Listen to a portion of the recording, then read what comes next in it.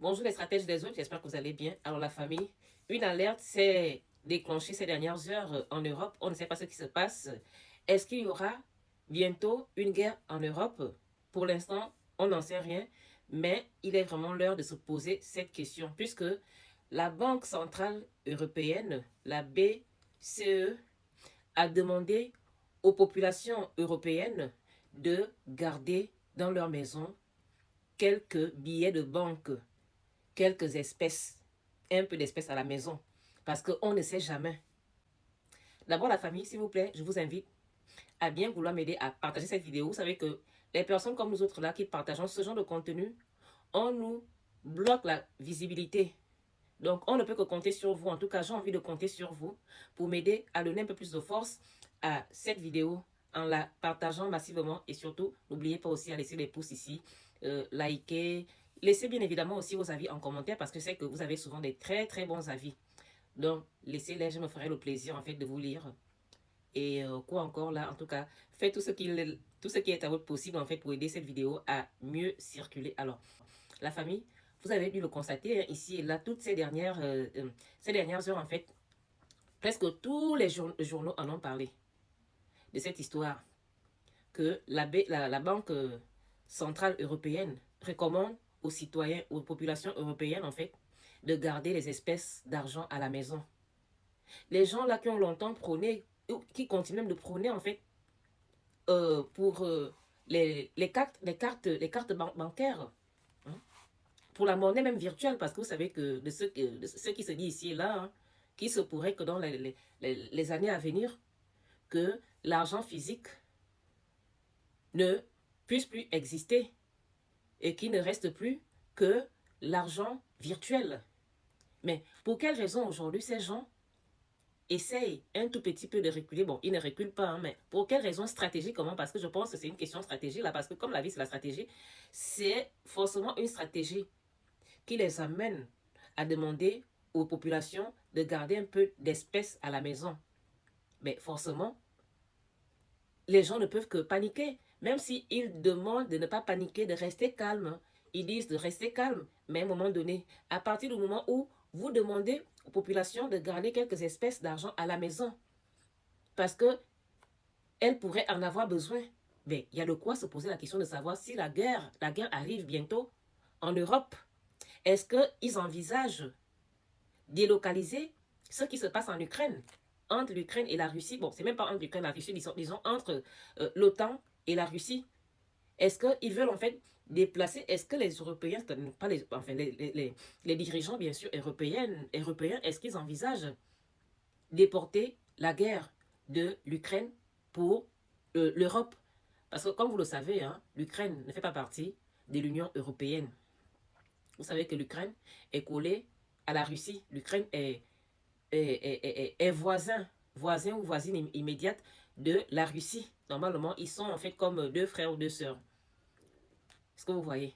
C'est seulement certaines personnes qui font tout en fait pour les diviser. Voilà pourquoi vous voyez qu'ils ont presque les mêmes noms. Presque les mêmes noms. Ils ont même, en fait, c'est-à-dire que même dans chaque famille ukrainienne ou chaque famille russe, tu vas trouver, si ce n'est pas un ami de part et d'autre, c'est peut-être un enfant, un parent, parce que c'était en fait un même peuple, mais qui a simplement été divisé par les champions en division, ceux-là qui savent diviser, faire le diviser pour le mieux régner. Parce que plus vous êtes unis, bah forcément vous êtes forts. Donc pour pouvoir vous affaiblir, que faut-il faire stratégiquement? Et bien évidemment, vous diviser, vous séparer et faire en sorte que vous vous confrontez. Et donc là, au moins pendant que vous serez en train de vous battre, entre frères et sœurs ou frères et frères, mais quelque part, vous êtes en train de vous affaiblir aussi. Hein? Ça anéantit en fait vos forces. Mais ça fait forcément le bonheur, le bien de vos ennemis. Hein, la famille, même de manière globale, hein, c'est comme ça dans la vie de tous les jours. Vous êtes même père, même mère là. À partir du moment où vous commencez à vous diviser et surtout que vos divisions arrivent à l'extérieur, c'est-à-dire que les gens de dehors sont au courant. Mais forcément, vos ennemis, ils vont rire, ils seront contents. Parce qu'ils savent que diviser les gens sont faibles. Et donc, à partir de ce moment, ils sauront qu'il y a déjà possibilité pour eux d'avoir l'un d'entre vous, en fait. Parce que l'autre ne sera plus là pour le défendre stratégiquement. C'est pourquoi vous voyez les mondialistes, en fait, prôner la division entre les gens, les différentes teintes, faire tout pour cogner les gens les têtes entre les différentes religions. Vous voyez, toutes ces stratégies-là, c'est pour diviser parce que plus les gens sont divisés, plus ils sont faibles. Plus les gens seront unis, rassemblés, travailleront en cohésion, plus ils seront forts. Il va être difficile, en fait, d'avoir l'un d'eux. Il va être difficile, en fait, de les avoir en général. Donc, en tout cas, on se pose ces questions parce qu'à partir du moment où on dit aux gens de garder les espèces d'argent à la maison, on ne sait jamais, mais forcément, les gens doivent se poser la question si ce n'est pas le pire qui arrive, si ce n'est pas quelque chose de grave qui est en train d'être concocté, par qui on n'en sait rien. C'est normal qu'on se pose des questions. Ou bien il y a aussi une autre hypothèse. Est-ce qu'ils comptent ramener des pic-pic, parce que depuis un certain temps, on voit un peu dans les journaux par-ci, par-là, la montée des cas, oh, ceci, cela, oh, ceci, cela. Est-ce qu'ils sont en train de faire tout pour vouloir encore reconfiner les gens? Bon, je ne sais pas en fait, la famille, ce que vous en pensez. Donc, moi, je suis en train d'essayer un peu de voir, essayer de comprendre, j'ai envie de comprendre en fait, pour quelles raisons ils font une annonce de ce genre, une telle annonce en fait. Demander aux gens de garder les espèces. En tout cas, la famille, on se pose toutes ces questions. Je pense que vous aussi vous posez des questions comme moi. En tout cas, si vous avez une autre hypothèse, n'hésitez pas à me la laisser en commentaire. On est tous obligés de travailler ensemble pour chercher tous ensemble à comprendre le pourquoi du comment ils demandent aux citoyens européens de garder des espèces d'argent sur eux. Sachant que les gens là sont en train de tout faire pour éliminer l'argent physique. Parce que eux, ils aimeraient en fait que le monde fonctionne qu'avec l'argent virtuel, puisqu'ils tiennent à tenir les gens en laisse. D'après ce que certains disent souvent ici, et là vous avez déjà entendu parler de ça, c'est la famille, que dans les années à venir, l'argent physique va disparaître pour laisser place qu'à l'argent virtuel. C'est pourquoi vous voyez même dans certains pays, il y a même, des caisses, c'est-à-dire quand vous partez dans certains supermarchés là, certains supermarchés, il y a déjà des caisses physiques, c'est-à-dire les caisses où il y a des personnes qui s'occupent de vous qui commencent à diminuer pour laisser place aux caisses, aux caisses rapides, là, robots, là, des caisses où tu peux payer, en fait, avec l'argent physique. Mais même ça, ils sont en train de retirer. Ils sont en train de retirer les bornes où on paye avec l'argent physique. Donc, il est juste là où on paye qu'avec la carte bancaire. La famille. Donc, on se pose des questions. Je ne sais pas pour vous, je ne sais pas ce que vous en pensez, mais partagez cette vidéo pour que tous les Africains qui sont en Europe ne ratent pas cette information très, très importante. En tout cas, personnellement, je recommande quand même à tous les Africains qui sont en Europe d'être vigilants. Certes, ils ont dit de rester calme, ils ont dit à tout le monde de rester calme, de ne pas paniquer, mais déjà l'annonce elle-même fait déjà paniquer, et c'est logique. Voilà, donc la famille, ne paniquez pas, comme ils ont dit. Par contre, soyez vigilants, restez vigilants. C'est ça, vigilance, vigilance, vigilance. Et surtout, prions Dieu, parce qu'on ne sait pas à tout moment. Parce que, hormis cela, hormis cette histoire de garder les billets à la maison là, nous voyons tout ce qui se passe en Ukraine. Comment certaines personnes alimentent la guerre en Ukraine.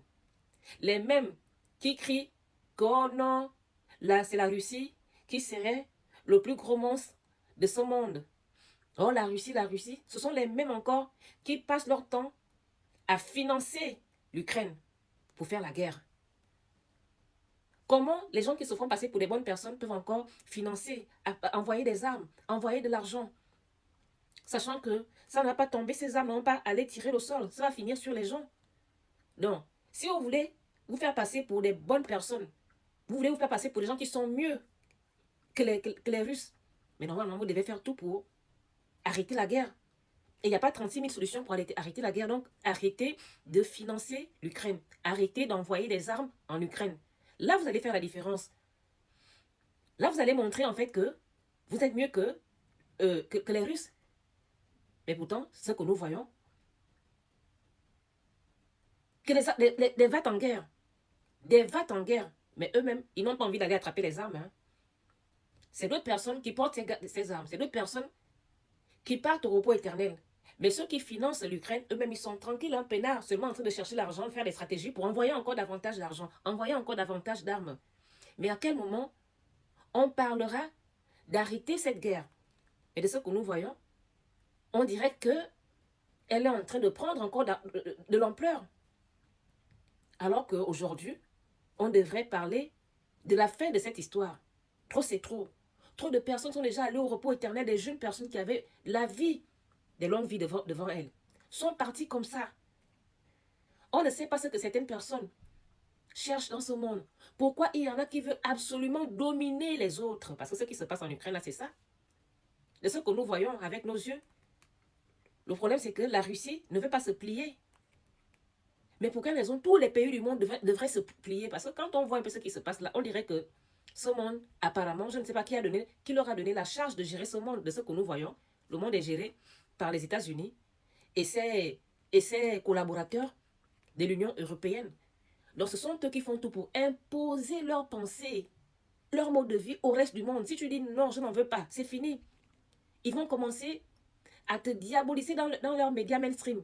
Ils vont commencer à te coller une étiquette qui n'est pas du tout la tienne, comme celle qu'on a collée à la Russie. Le dictateur, au président russe, simplement parce que lui, il veut continuer à préserver leurs valeurs. Est-ce que c'est bien comme ça? Ce qui se passe aujourd'hui en Ukraine, ça se passe sous nos yeux. Hein.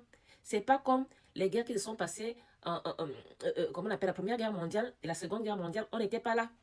Nous nous sommes contentés de ce que certains avaient décidé de mettre dans les livres d'histoire. C'est ce qu'on connaît. Est-ce vrai? Gejab, comme on dit chez moi. Est-ce faux? On n'en sait rien.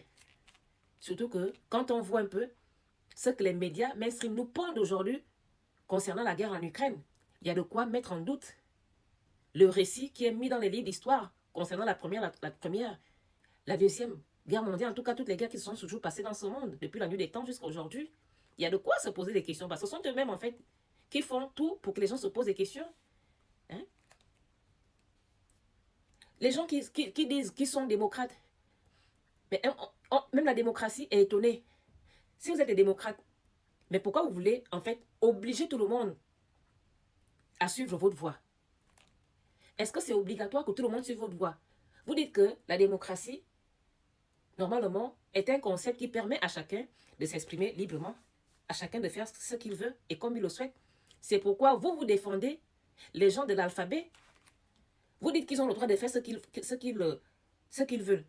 C'est ça la démocratie. Et vous avez raison. Mais ceux qui sont contre ça aussi ont aussi raison parce que eux aussi, c'est une façon pour eux de jurer aussi de leur liberté.